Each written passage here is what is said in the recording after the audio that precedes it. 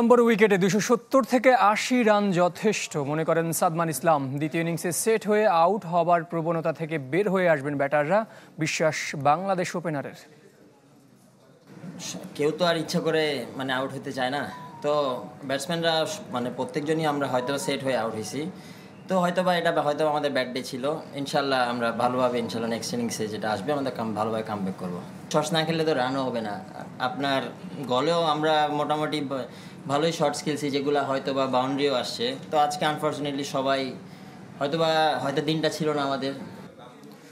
দ্বিতীয় টেস্টের শুরুটা ভালো না হলেও প্রথম টেস্টের পারফরমেন্সে র্যাঙ্কিংয়ে এগিয়েছে বাংলাদেশি ব্যাটাররা। জোড়া সেঞ্চুরিতে টেস্ট র্যাঙ্কিংয়ে ক্যারিয়ারের সর্বোচ্চ অবস্থানে নাজমুল হোসেন শান্ত 29 নম্বরে উঠে এসেছেন বাংলাদেশ অধিনায়ক। তবে টেস্ট র্যাঙ্কিংয়ে বাংলাদেশের সেরা ব্যাটার মুশফিকুর রহিম 11 ধাপ এগিয়ে 28 নম্বরে উঠে এসেছেন সাবেক টাইগার অধিনায়ক।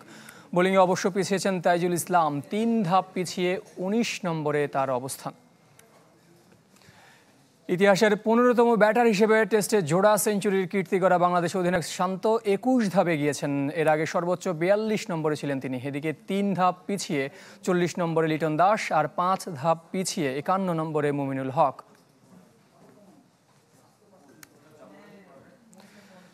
তিন ম্যাচের টি-20 সিরিজ খেলতে 16 জুলাই ঢাকা আসছে পাকিস্তান। সিরিজের প্রথম টি-20 20 জুলাই, 22 ও 24 তারিখ পরের 2 ম্যাচও মিরপুরের শেরেবাংলা স্টেডিয়ামে। সবগুলো ম্যাচই মাঠে গড়াবে সন্ধ্যা 6টায়। এক সপ্তাহের সংক্ষিপ্ত সফর শেষ করে 25 জুলাই ঢাকা ছাড়বে আগা সালমানের দল। 304 ফুড গ্রেড স্টেইনলেস স্টিলে তৈরি, যা নিশ্চিত করে জংবিহীন সিঙ্কের আজীবন নিশ্চয়তা। আরএফএল কিচেন সিঙ্ক, স্বাস্থ্যকর কিচেনের চিরস্থায়ী সমাধান। কাল বাংলাদেশের টেস্ট স্ট্যাটাস প্রাপ্তির 25 বছর পূর্তি। এই দিনে লর্ডস থেকে সুখবর মিলেছিল। তারই ধারাবাহিকতায় 10 নভেম্বর টেস্ট অভিষেক হয়েছিল। সেই দলের সদস্যদের সংবর্ধনা দেবে বিসিবি। তবে থাকবেন না অধিনায়ক নাইমুর রহমান দুর্জয় সহ 5 জন। আর এদিনই প্রথমবার বাংলাদেশের ক্রিকেটে যুক্ত হচ্ছে অনার্স বোর্ড।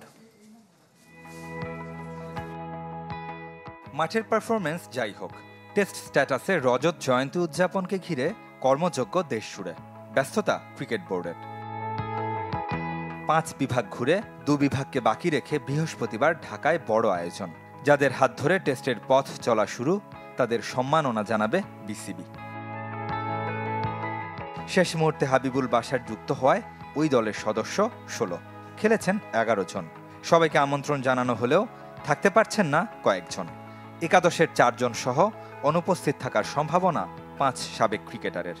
এর মধ্যে অধিনায়ক নাইমুর রহমান আত্মগোপনে, আকরাম খান, আল শাহরিয়ার, খালেদ মাসুদ দেশের বাইরে।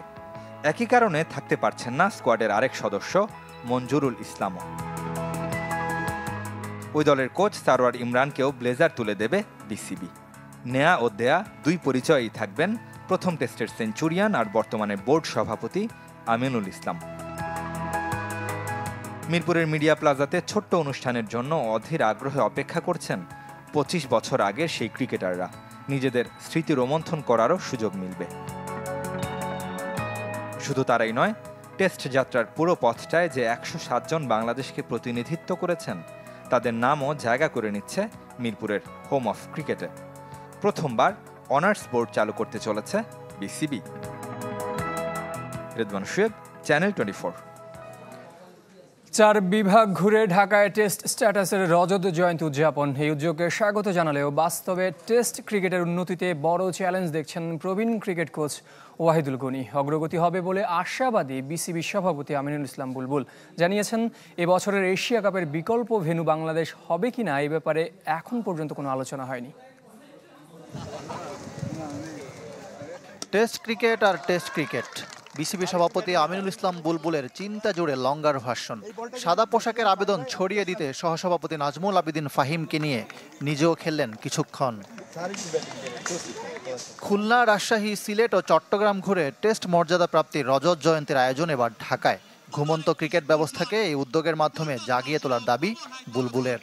টেস্ট ক্রিকেটটা যদি আমরা মনোযোগ দেই, টেস্ট ক্রিকেট বলতে বোঝাচ্ছে যে মাল্টি ডে বা 2 দিনের ক্রিকেট, 3 দিনের ক্রিকেট, 4 দিনের ক্রিকেট, এটাই মনোযোগ দিলে আপনি অটোমেটিক্যালি আপনার 50 ওভারের ক্রিকেট এবং টি-20 ক্রিকেটে আপনি ভালো করতে পারবেন। তবে শুধু অনুষ্ঠান আয়োজন নয়, টেস্ট ক্রিকেটার তুলে আনার বাস্তব রূপ দেখতে চান প্রবীণ ক্রিকেট কোচ ওয়াহিদুল গনি।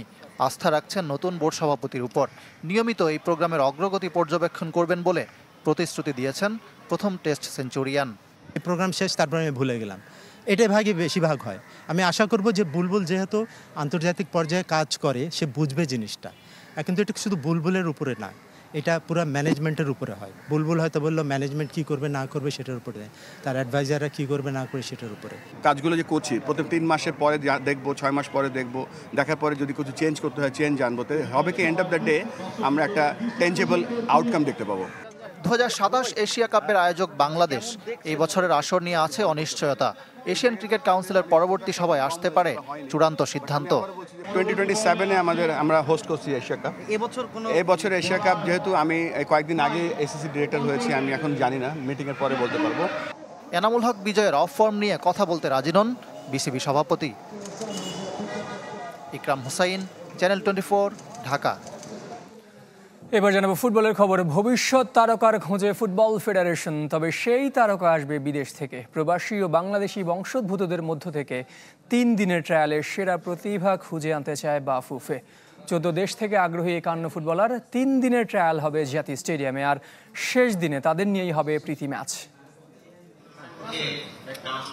হামজা শ্রমিকদের দেখে প্রবাসী ফুটবলাররা যেমন লাল সবুজ জার্সিতে খেলার আগ্রহ দেখাচ্ছে, তেমনি তাদের পথ সুগম করে দিতে হাত বাড়িয়েছে ফুটবল ফেডারেশন। প্রবাসী ফুটবলারদের নিয়ে জাতীয় স্টেডিয়ামে 3 দিনব্যাপী ট্রায়ালের ব্যবস্থা করেছে ডেভেলপমেন্ট কমিটি। 14 দেশের 51 ফুটবলার আগ্রহ দেখিয়েছেন। এর মধ্যে সবচেয়ে বেশি যুক্তরাজ্য থেকে 20 জন, আর যুক্তরাষ্ট্রের আছেন 14 ফুটবলার। সবাই হয় প্রবাসী নয় বাংলাদেশি বংশোদ্ভূত। 14 থেকে 27 বছর বয়সীরা থাকবেন ট্রায়ালে। ফেডারেশনের নজর মূলত অনূর্ধ্ব 17 ও 23 বয়সীদের উপর। উদ্দেশ্যটা হলো সকলকে উৎসাহিত করা, আসুক। আর বাইরে থেকে যখন আসছে, ওরা যদি নিজেদের খরচে আসতে চায়, তো আসার পরে আমরা এখানে তো মূল্যায়ন করছি, আমরা এই আশাটাকে এনকারেজ করতে চাই। আসার পরে তারপরে দেখা যাবে কে কোন টায়ারে খেলে। ট্রায়াল পরিচালনা করবেন 5 কোচ, নেতৃত্বে টেকনিক্যাল ডিরেক্টর সাইফুল বারী টিটো। এছাড়াও থাকবেন কোচ ও সাবেক ফুটবলাররাও। নজর রাখবেন জাতীয় দলের কোচ হাবিয়ার কাবরেরা। এখানে আমরা 11v11 ম্যাচ যখন খেলবো, তখন হয়তো জিপিএস ট্র্যাকার ইউজ করে ওদের ফিজিক্যালিটিটাও আমরা জেনে যাব। তবে বিদেশিদের নিয়ে এত আগ্রহ আয়োজনে দেশীয় প্রতিভার মূল্যায়ন ঠিকমতো হচ্ছে তো? আমরা সকলেই চাচ্ছি যে বাংলাদেশ থেকেও যেন আমরা এইভাবে গ্লোবাল প্ল্যাটফর্মে আগামী কয়েক বছর আমাদের উল্লেখযোগ্য সংখ্যক খেলোয়াড়দের আমরা দেখতে পারি। অর্থাৎ এই গ্লোবাল স্টারটা নট অনলি যে আমরা দেশের বাইরে থেকেই তাদেরকে দেশে আনতে চাই, বাট আমাদের দেশের ছেলে মেয়েদেরকেও আমরা গ্লোবালি স্টারের পর্যায়ে দেখতে চাই। ট্রায়ালে অংশ নেওয়া ফুটবলাররা ব্যক্তিগত খরচে ঢাকায় আসছেন। আয়োজনে থাকছেন ক্লাব কর্তারাও। পছন্দ হলে সুযোগ থাকছে ফুটবলারদের সাথে চুক্তির। শাফাত মিদুল, চ্যানেল 24, ঢাকা। কুল স্পোর্টস 24 নিচে একটা বিরতি, আমাদের সঙ্গেই থাকবে। এশিয়ান কাপ বাছাইয়ের জন্য এখন মিয়ানমারে বাংলাদেশ নারী ফুটবল দল। দুপুর 1টার দিকে ইয়াঙ্গুনের হোটেলে পৌঁছান ফুটবলাররা। এরপর বিশ্রাম শেষে ভ্রমণ ক্লান্তি দূর করতে জিমে নিজেদের রিকভারি সেশন সারেন ঋতুপর্ণা আফ্রিদারা। টিমের সবাই সুস্থ আছেন। গতকাল রাত 2:45টায় ঢাকা ছেড়েছেন ফুটবলাররা। সি গ্রুপের ম্যাচে 29 জুন বাহরাইন, 2 জুলাই মিয়ানমার আর 5 জুলাই তুর্কমেনিস্তানের মুখোমুখি হবে বাংলাদেশ। গ্রুপ চ্যাম্পিয়ন হলে মিলবে এশিয়ান কাপের টিকিট। 3 পরিবর্তনে 23 সদস্যের স্কোয়াড চূড়ান্ত করেছেন হেড কোচ পিটার বাটলার। এবার ক্লাব বিশ্বকাপের খবর। শেষ 16 নিশ্চিতের মিশনে রাতে আলাদা ম্যাচে নামছে বরুশিয়া ডর্টমুন্ড ও ফ্লুমিনেন্স। রাত 1টায় মামেলোদি সানডাউন্সের মুখোমুখি হবে ফ্লুমিনেন্স। একই সময়ে দক্ষিণ কোরিয়ান ক্লাব উলসানের মুখোমুখি হবে ডর্টমুন্ড। আর কাল সকাল 7টায় ইন্টার মিলানের প্রতিপক্ষ রিভার প্লেট। 2 ম্যাচে 1 জয় 1 ড্রয়ে পয়েন্ট টেবিলের 2-এ জার্মান জায়ান্ট ডর্টমুন্ড। তাদের প্রতিপক্ষ এশিয়ার প্রতিনিধি উলসান, যাদের এরই মধ্যে 2টি ম্যাচ হেরে আসর থেকে ছিটকে যাওয়া নিশ্চিত হয়েছে। ডর্টমুন্ড চাইছে পূর্ণ পয়েন্ট নিয়ে নকআউট পর্বে যেতে। শেষ 16 সম্ভাবনা টিকিয়ে রেখেছে ফ্লুমিনেন্স এবং দক্ষিণ আফ্রিকান ক্লাব মামেলোদি, যারা একে অপরের মুখোমুখির অপেক্ষায়। 2টি করে ম্যাচ খেলে 4 পয়েন্ট নিয়ে গ্রুপ এফ এর শীর্ষে ফ্লুমিনেন্স আর 3 পয়েন্ট নিয়ে 3-এ মামেলোদি।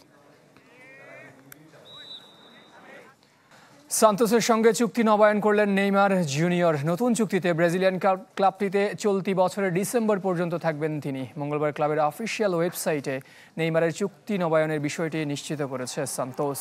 সৌদি আরবের ক্লাব আল হিলাল ছেড়ে চলতি বছরের জানুয়ারিতে শৈশবের ক্লাব সান্তোসে ফিরেছিলেন ব্রাজিলিয়ান সুপারস্টার। ক্লাবটির হয়ে 12 ম্যাচে 3 গোলের পাশাপাশি করেছেন সমান অ্যাসিস্ট। এর মধ্যে মাংসপেশির ইনজুরিতে পড়ে দুবার মাঠের বাইরেও ছিলেন নেইমার।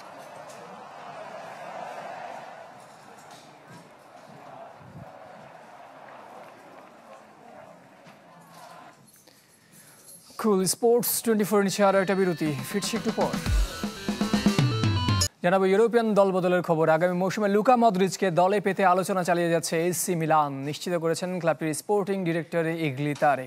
মৌসুম শেষে রিয়াল মাদ্রিদ ছাড়ার ঘোষণার পর থেকে লুকা মদ্রিচকে নিয়ে একাধিক ইউরোপিয়ান ক্লাব আগ্রহ দেখায়। তবে এসি মিলান সেই দৌড়ে এগিয়ে, ক্লাবটির অধিনায়কও হতে পারেন তিনি। ইগলির কথায় মিলেছে সেই ইঙ্গিত। লস ব্লাঙ্কোদের হয়ে 593 ম্যাচ খেলেছেন মদ্রিচ, আছে 43 গোল ও 95 অ্যাসিস্ট। গেল মৌসুমে দ্বিতীয় সর্বাধিক 99 সুযোগ তৈরি করার পরও মাত্র 2863 মিনিট খেলতে পেরেছেন রিয়াল জার্সিতে। এদিকে অষ্টম স্থানে থেকে সিরিয়ার এবার মৌসুম শেষ করেছে এসি মিলান। প্রতিভা অন্বেষণ কর্মসূচির সমাপনী অনুষ্ঠানে খুদে ক্রীড়াবিদদের সনদ তুলে দিলেন ক্রীড়া উপদেষ্টা। তৃণমূল থেকে বাছাইকৃত 162 জন বালক ও বালিকাকে প্রশিক্ষণ দেওয়া হয়। যেই কর্মসূচিতে 10টি ইভেন্টে প্রায় 500 জন অনূর্ধ্ব 16 ক্রীড়াবিদ অংশ নিয়েছিলেন। বাছাইকৃতদের স্ব ফেডারেশনের সাথে সমন্বয় করে প্রশিক্ষণ ও পরিচর্যার মাধ্যমে ভবিষ্যতের জন্য প্রস্তুত করা হবে। এছাড়াও প্রতি 6 মাস পর পর ফেডারেশনের মাধ্যমে বাছাইকৃত প্রশিক্ষণার্থীদের মূল্যায়ন করা হবে। দুপুরে জাতীয় ক্রীড়া পরিষদ মিলনায়তনে এই আশ্বাস দেন ক্রীড়া উপদেষ্টা। অসচ্ছল ক্রীড়াবিদদের জন্য ক্রীড়াবৃত্তির ব্যবস্থাও করা হবে বলে জানিয়েছেন উপদেষ্টা। এই ছিল কুল স্পোর্টস 24-এর এখনকার আয়োজনে। সঙ্গে থাকার জন্য সবাইকে ধন্যবাদ।